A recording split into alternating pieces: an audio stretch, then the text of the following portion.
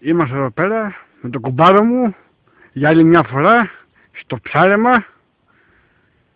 Ποιο μέρος είναι εδώ πέρα, κουμπάρε? Εδώ, στο κιόσκι, στο ξενοδοχείο από κάτω είμαστε. Ξενοδοχείο Λευκογείων.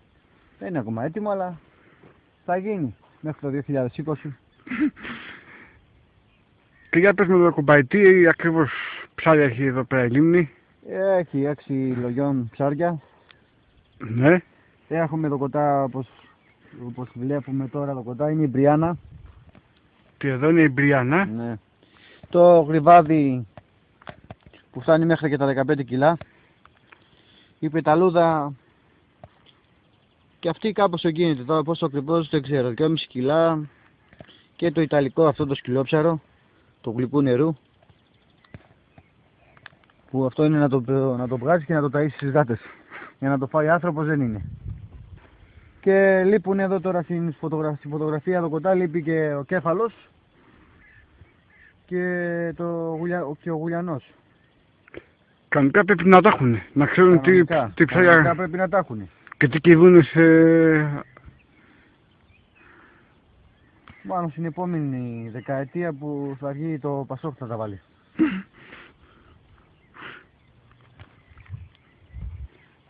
Θα πιάσουμε τίποτα. Κουμπάρε, πες κανένα... Ένα σίγουρα δεν θα πιάσουμε τίποτα. Και φάστολ. Τελείωσε.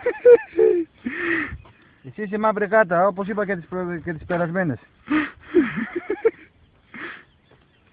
5 καλάμια σε σειράκι, ούτε ένα καμπανάκι δεν χτυπάει. Αυτό φταίς εσύ. Θα περιμένουμε όμως. Όχι πάρα πολύ. Γιατί σήμερα δεν έχω και όρεξη. Έχουμε και την Κυριακή, το λοήμερο που είπες. Την Κυριακή θα είμαστε από το πρωί το κοτά.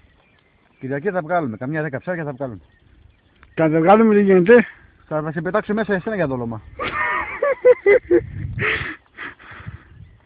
Αυτό θα γίνει. Πες κανένα ποντιακό λίγο να περάσει η ώρα, ρε κουμπάρε. Ένα κόλλη. Γιατί ρε? Πες το 40 μίλια κόκκινα, ξέρω εγώ, κάτι πες.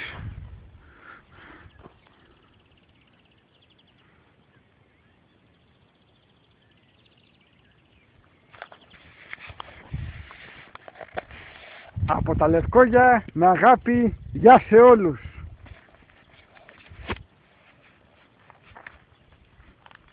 Δεν πήρες όμως και τα εργαλεία μας εδώ. Α, ναι. Να σας δείξουμε και τα εργαλεία Για να φτάσουμε πάνω, να πάμε και τα εργαλεία που έχουμε. του ψαρά.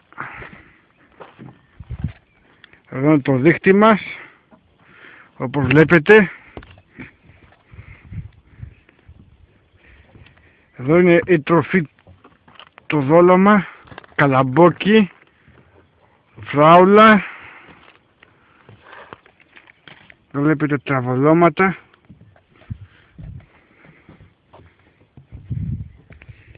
Εδώ τώρα αυτό εδώ πέρα είναι η βιταμίνη, κουμπάρε, τι είναι? Ναι, ναι. Να μεγαλώνουν τα ψάρια.